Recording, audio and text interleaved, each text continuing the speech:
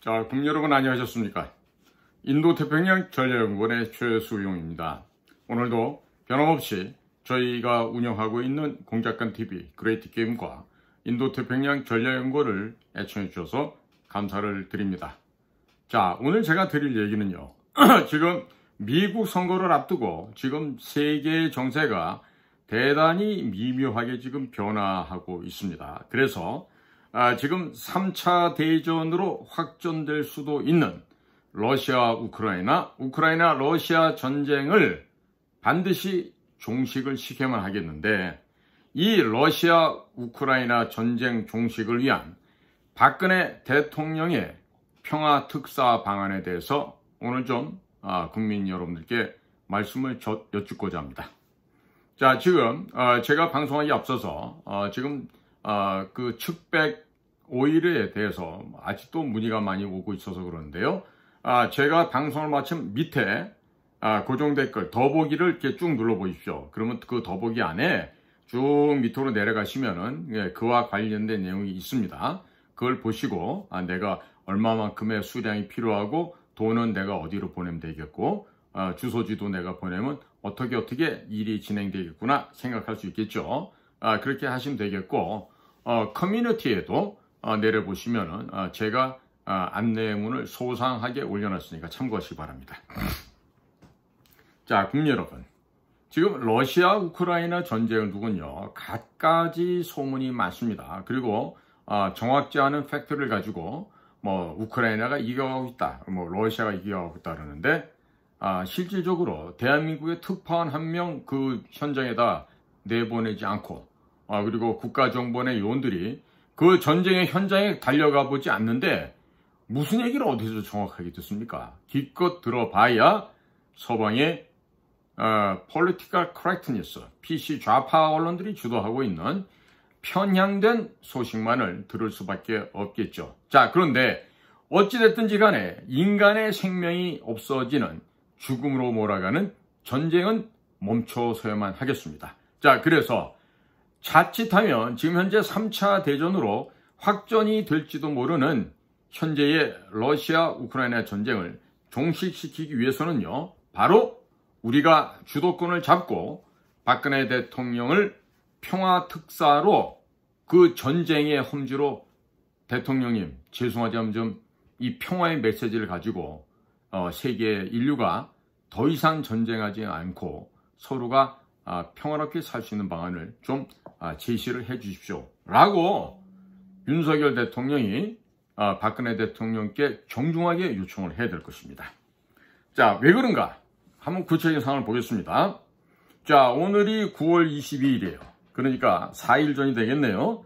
9월 18일 러시아 모스크바 서쪽에 350km 떨어진 트베리 지역에 있던 러시아군의 탄약고가 대규모 폭발을 일으켜서 주변 국가의 지진계에서조차 포착되는 사건이 있었습니다.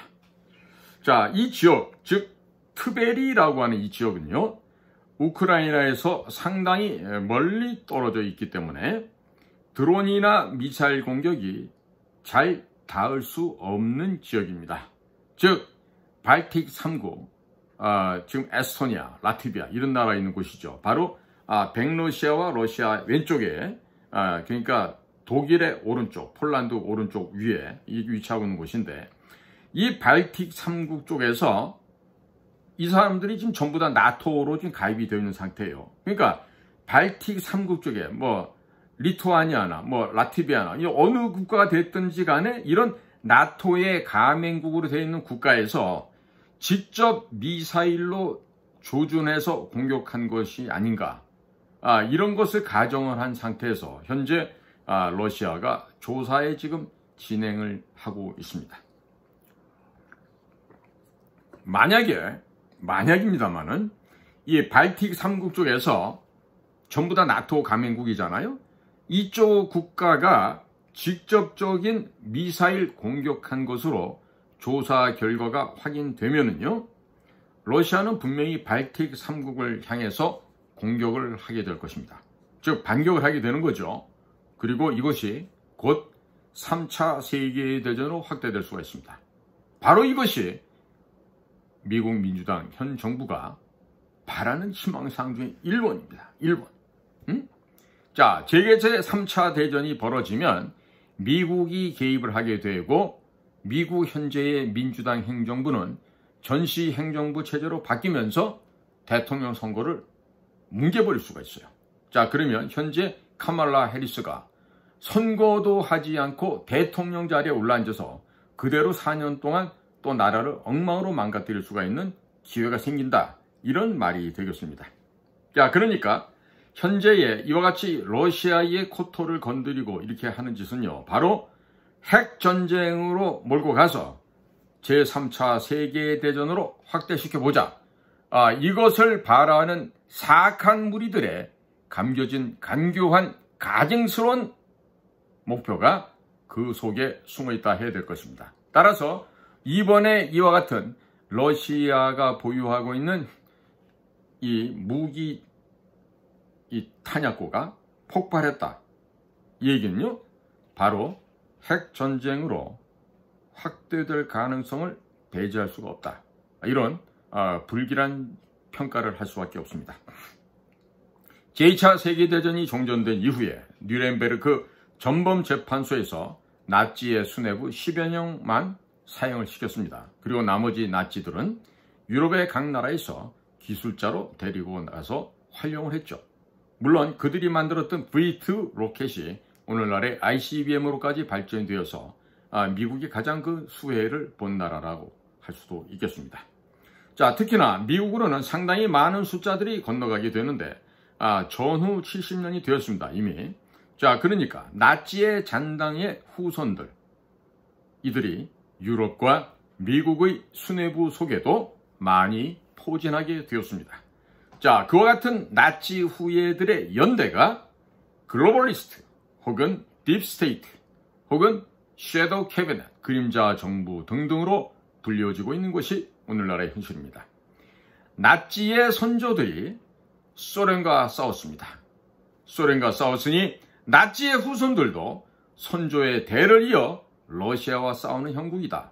이런 말씀을 드릴 수가 있고요. 이들은 유럽에서 제3차 세계대전이 일어나게 되면 합법적으로 전체주의, 나치즘, 파시즘을 부활시키게 되고 또 국민들을 지배하면서 자기 자신들의 권력을 공고히 하게 될 것입니다. 바로 이러한 세력들이 지금 물밑에서 혹은 물 위에서 활발하게 움직이고 있다. 이런 말씀을 드릴 수가 있는 것입니다. 자, 이들이 이와 같은 나치의 후예들, 파시스트의 후예들, 전체주의의 후예들, 이 자들이 러시아를 공격해서 제3차 세계대전을 유도할 가능성을 배제할 수 없습니까? 배제할 수 있습니까?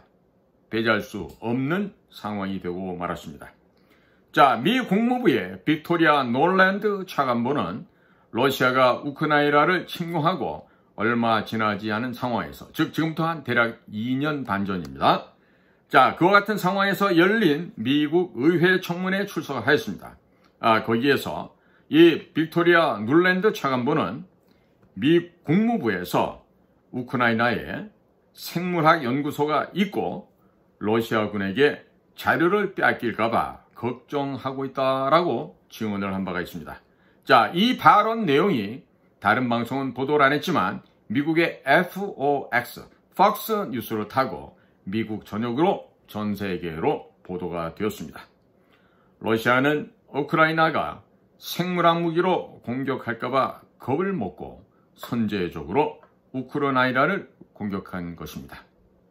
그래서 이들은 warfare, 전쟁이라고 그러고요. military operation, 군사적 작전이라 했습니다. 자, 이것처럼 전쟁의 이면에는요, 또 다른 이유와 배경이 현재에 벌어지고 있는 전쟁을 설명해 주고 있는 것입니다. 자, 우크라이나는 흑토로 유명한 나라죠. 우크라이나는 이와 같이 엄청나게 넓고 큰 영토에서 다량의 식량, 천연자원을 생산하고 있습니다. 자, 그리고 구소련이 설치해놓고 운영해왔던 전투기 공장, 전차 공장 등 무기 공장과 공업시설들이 다 보유하고 있었습니다. 그렇기 때문에 나토에 가입하지 않아도 독자적으로 엄청나게 강력한 군대를 가지고 군사력을 지닌 경제 대국으로 성장할 수 있는 모든 성장 요건을 갖추고 있었습니다만 단 한 가지 아쉬운 거는 그 나라에는 이승만, 박정희, 전두환과 같은 대통령이 없어서 경제 발전과 군사 발전에 실패를 하고 말았습니다. 최근까지 보더라도 우크라이나의 지도자들이 전부 다 무능한 독재자들이었습니다. 자, 그들은 나치의 후손들 딥스테이트들의 무능한 지도자들을 앞장 세워서 우크라이나의 권력을 차지했고 우크라이나 자산들을 다 팔아먹었습니다. 이에 항의하는 우크라이나 국민들을 무력으로 무자비하게 탄압을 하고 진압을 하게 되었습니다. 그 가운데 일부 러시아 계통의 주민들이 탄압을 받게 되자 러시아가 개입하기 시작을 했고 문제가 날로 복잡해지면서 결국 전쟁이 터지게 된 것입니다. 미국 대선에서는 트럼프 후보가 압도적으로 앞서 나가고 있습니다. 결과는 보나마나합니다. 자, 지금 카말라 해리스는요, not elected, but selected라고 얘기하죠. 선출된 것이 아니라 그냥 뽑힌 거예요. 바이든 대통령을 하루아침에 쫓아내고 미국 민주당 전당대회에서 단 한 번의 공식적인 절차도 거치지 않고 바로 대통령 후보가 되어버렸습니다. 그러니 아무리 치매 걸린 노인네 조 바이든이 얼마나 분통이 터지고 억울했겠습니까? 자, 이렇기 때문에 현재 카말라 해리스는 뭐다? 패전투수로 그저 나온 것에 지나지 않습니다. 때문에 트럼프 후보가 당선될 가능성이 거의 100%라고 할 수 있겠죠. 다른 언론사들이야 뭐 조심스럽게 얘기를 하지만 저는 그냥 당당히 얘기합니다. 오늘 이 순간에 투표하면요, 그냥 랜드슬라이드, 산사태가 일어나듯이 과거 민주당의 먼데일이가 대통령 후보 나왔다가 개망신 당한 것 같은 아주 유사한 일들이 이번에도 벌어질 거다. 저는 이렇게 생각을 하고 있어요. 자, 그래서 트럼프가 당선이 되면 우크라이나에 대한 지원을 즉각적으로 할 거라고 지금 공언을 했죠. 그렇기 때문에 전쟁을 즉각 중단시켜버리고 러시아를 대중국 봉쇄망에 동참시키고자 할 것입니다. 왜?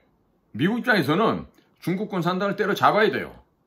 그래야만 이 세상이 평화롭게 진행될 수 있다. 이렇게 미국의 전략가들은 판단하고 있기 때문이죠.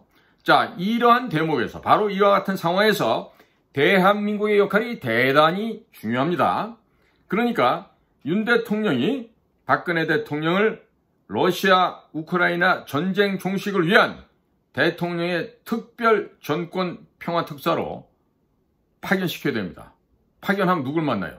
도널드 트럼프, 블라디미르 푸틴, 멍청한 젤렌스키, 이런 사람들을 만나서 즉각적으로 전쟁 중단을 요청하게 되겠죠.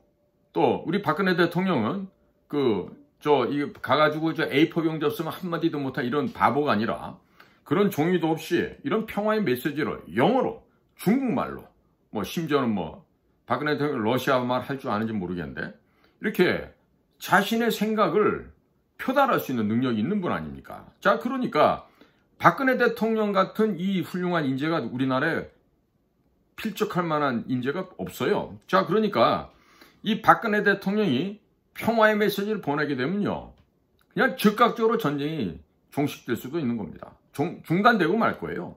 자, 이렇게 되면 우크라이나 재건 사업에 대한민국 기업들이 대거 참여할 수 있습니까? 없습니까? 대거 참여할 수 있죠. 자, 6.25 전쟁 당시 우리나라 한반도 전 국토가 초토화되었습니다. 그래서 경제발전과 부국강병, 자유민주주의를 통해서 올바로 된 나라로 정착시킨 경우는 대한민국밖에 없습니다. 전 지구상에 유일합니다. 그리고 53년 7월 달에 종전이 되고 휴전협정을 맺고 나서 59년도까지 이승만 대통령을 필두로 한 대한민국의 전 국민들은 오로지 전쟁 복구 사업에 골몰하고 밤낮 없이 노력을 기울인 결과 대략 6여 년 만에 전후 복구 사업을 어느 정도 마무리를 할 수가 있었습니다. 자, 이것처럼 대한민국은 그와 같은 전쟁의 샤마를 딛고서 일어난 전 세계 유일한 개발도상국이었고, 이제는 개발도상국이 아니라 선진국 대열에 좀 진입을 해 있는 상황이기도 하죠. 자, 지금 현재 대한민국은 1차, 2차, 3차, 4차 모든 산업의 요소를 골고루 다 갖추고 있습니다. 한번 예를 들어 볼까요? 반도체, 자동차, 배터리, 조선, 자동차, 고속철도, 전기전차, 가전, 인터넷, 원자력, 화학, 우주항공산업, 건설산업, 방위산업, 해수 담수화 기술, 그리고 농업, 수산업, 산림 녹화 등등 이 모든 기술과 경험과 노하우를 다 구비하고 있는 나라는 이 지구상에서 대한민국, 한국밖에 없습니다. 자, 이 점에서 대한민국은 핵심 중에 핵심, 코어의 나라입니다. 따라서 국가 이름도 CORE, 코어, 핵심이라는 말에 A자 붙인 Korea 아니면 코레아라고 바꿔야 될 것입니다.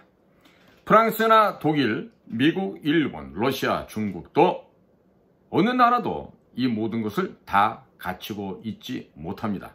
때문에 우크라이나 재건 사업에 유럽 국가들 필요 없이 대한민국 혼자 들어가서 10년이면 다 복구해낼 수가 있습니다. 우리나라에서 인구 50만 명급의 신도시 건설을 하는 데 있어서는 불과 5년밖에 걸리지 않습니다. 그리고 러시아의 경우도 서방 기업이 철수한 시장을 지금 현재 중국 기업이 전부 다 헤쳐먹었습니다. 자, 지금 한국 기업들이 러시아에 진출해서 중국 기업들이 차지해버린 시장을 다 빼앗아야 하지 않겠습니까? 자, 이렇게 중국 애들이 차지한 시장을 다 빼앗아 우리가 되찾아오게 되면 중국의 돈줄을 차단하게 됩니다. 중국 경제는 더욱더 빨리 파탄이 나고 내파되어 붕괴가 될 것이니 미국의 차기 대통령 도널드 트럼프 역시 대한민국을 대단히 좋아하게 될 것입니다.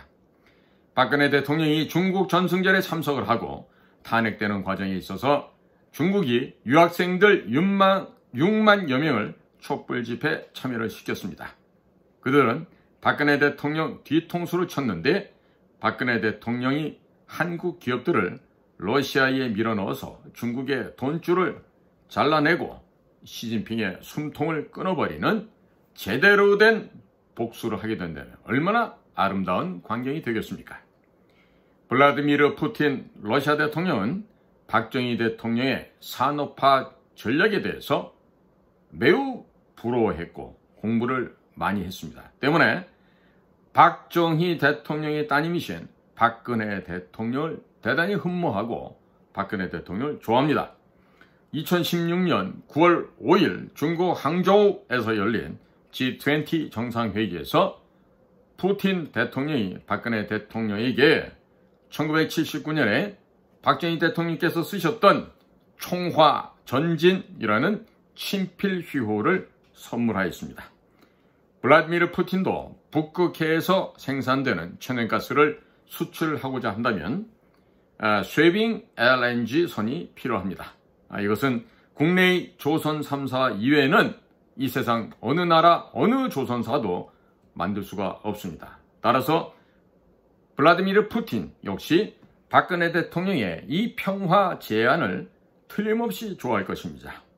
자, 여기서 우리가 말하는 LNG 탱커, 보통 Liquefied Natural Gas Tanker라고 불리우는데 혹은 이 LNG 선을요, LNG 캐리어라고도 부릅니다. 이것은 바로 액화 천연가스 LNG를 수송하는 선박이죠. 이것은 큰 저온 단열 탱크를 선체 내에 몇 개를 갖추고 있기 때문에 내부에서 극저온의 LNG가 충전이 되고 운반이 가능한 것입니다. 거기다가 한국이 만든 배들은 북극에 그 두꺼운 얼음을 깨트리고 나아갈 수 있는 쉐빙선의 역할까지 겸하고 있습니다. 그래서 쉐빙 LNG선 이 배를 만들 수 있는 국가는 이 지구상에 오직 한 군데 대한민국밖에 없다는 것을 꼭 명심해 두시기 바랍니다. 자, 그리고 두만강 쪽 러시아 국경을 개방하는 겁니다. 그래서 탈북자 교육시설의 하나라고 할 수 있는 하나원, 이 하나원을 아주 크게 어디다 만든다? 바로 블라디보스톡, 연해주 지역에다 만드는 겁니다. 그리고 거기에 북한을 뛰쳐나온 북한 주민 한 1,000만 명 정도를 연해주에 수용을 할 필요가 절대적으로 있습니다. 우리나라 기업들이 연해주에 진출을 하고 탈북자들을 채용해서 물건도 만들고 농사도 짓고 수산업도 해서 발생하게 되는 제품을 한국으로 갖고 오게 되면 대한민국 국내 시장 물가가 대폭 낮아지게 됩니다. 그리고 그곳에서 생산된 물건을 시베리아 횡단열차를 통해서 중앙아시아, 유럽, 일본 등지로 수출하게 된다면 국내 기업들이 큰 돈을 벌겠죠, 당연히. 자, 그런데 러시아는 어떻습니까? 러시아는 이런 공장과 주택 등의 에너지를 공급할 수 있게 됩니다. 이로 돈을 벌고 물건을 철도 운송을 통해서 유럽으로 중앙아시아로 보내면서 운송료 또한 벌 수가 있습니까? 일거양득이라 하겠습니다. 러시아와 북한이 포괄적 전략 동반자 관계를 맺었으니 러시아를 앞세우면 쉽게 북한을 무너뜨릴 수도 있을 것입니다. 러시아는 한국 기업들과 탈북자들 덕분에 연해주 지역 경제가 발전이 되면 연해주에서 중국인들 또한 몰아낼 수 있게 될 것입니다. 이렇게 되면 중국의 돈줄을 차단할 수 있게 되니 미국이 덩달아 좋아라 할 것입니다. 그리고 연해주가 개발이 된다면 한국 기업들이 중심이 되어서 베링해의 해저 터널을 뚫어 부산까지 철도로 뉴욕까지 연결하는 비즈니스를 완성하게 됩니다.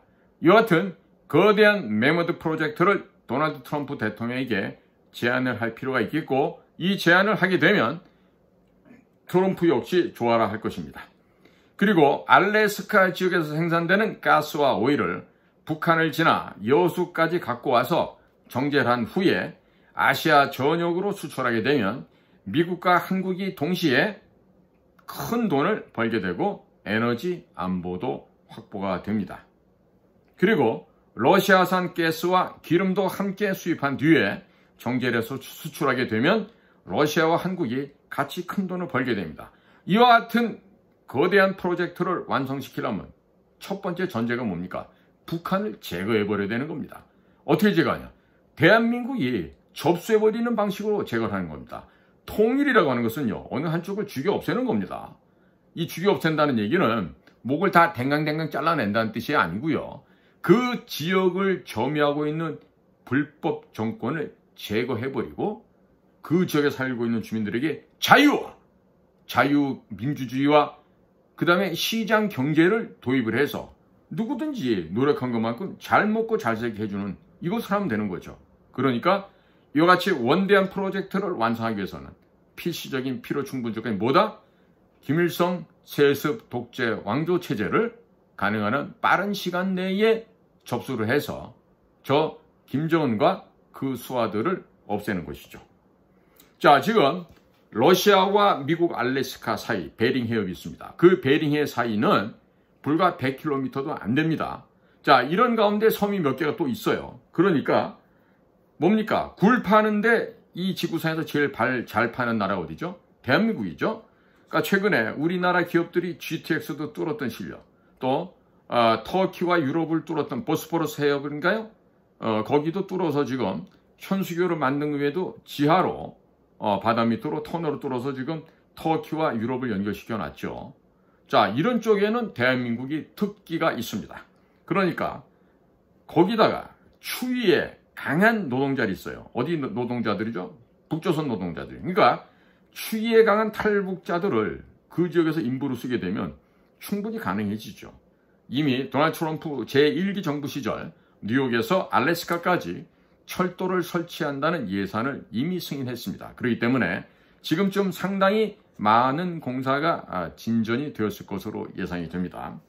한국에서 미국으로 가는 물류가 컨테이너 선박이 아닌 철도를 통해서 알래스카를 통과하고 캐나다와 미국 전역으로 퍼지게 된다면 캐나다와 미국 내륙지역 경제 또한 활성화될 것이고 미국이나 캐나다도 대단히 이를 좋아하게 될 것입니다. 박근혜 대통령이 유라시아 이니셔티브를 주장을 하였습니다. 탈북자들과 우리 기업들을 동원해서 연해주를 우선 개발하고 베링해를 뚫어서 철도를 통한 도로를 통한 알래스카를 넘어 저 동부 지역 대서양이 맞닿는 뉴욕까지 연결시키게 된다면 한국은 강대국 러시아를 왼쪽 날개로, 세계 최강 미국을 오른쪽 날개로 거느리게 될 것입니다. 아름다운 모습 아니겠습니까? 이렇게 되면 중국이 분열할 상황에 동북 삼성, 흑룡강성, 요령성, 길림성 이 지역도 우리 영토로 편입시킬 수 있게 되는 절호의 기회가 될 것이고, 또 중국과 사이가 몹시 안 좋은 영국도 우리 편으로 끌어들여서 대한민국이 G2가 되는 것은 앞으로 시간 문제다, 이런 말씀을 드릴 수가 있습니다. 자, 이와 같은 거대한 국가 전략을 모름지기 국가정보원장이 이것에 대한 마스터 플랜을 만들고 윤석열 대통령에게 보고를 하는 동시에 우리 국정원 요원들이 나다니면서 이러한 국가를 융성하고 지능 발전시키는 현장에 파견되고 동원이 돼야 되겠습니까? 아니겠습니까? 당연히 동원돼야 되겠죠. 자, 그런데 우리나라 국정원장들은 지금 3년째 인사 파일만 정리하고 있습니다. 한심하기 그지없습니다. 그런데 여기서 아이러니한 거는 이 3년째 인사 파일만 정리하고 만지고 계신 분들이 대한민국에서 공부를 제일 잘했다고 하는 경기고등학교, 서울고등학교, 경기고등학교, 서울대학교 출신이라고 하는 점이죠. 저희 때는 뺑뺑이라서 제가 경기를 못 갔습니다만은 왜 이런 사람들이 와서 국정원장을 하고 있을까요? 참으로 안타깝기 그지없는 상황입니다. 자, 할 말은 많지만 오늘은 이 정도에서 마치도록 하겠습니다. 자, 오늘은 박근혜 대통령을 평화특사로 중책을 맡기고 박근혜 대통령께서 3차 대전으로 지금 치닫고 있는 러시아 우크라이나 전쟁 종식을 위해서 세계적인 평화를 달성하는데, 전쟁을 종식시키는데 이 나라의 박근혜 대통령께서 이와 같이 큰 역할을 해주셨으면 참으로 덜레 없겠다, 이와 같은 말씀을 드리게 됩니다. 자, 오늘도 여러분들의 귀한 시간을 저희들과 함께 해주셔서 감사를 드립니다. 저는 인도태평양 전략연구원의 최소영입니다. 감사합니다.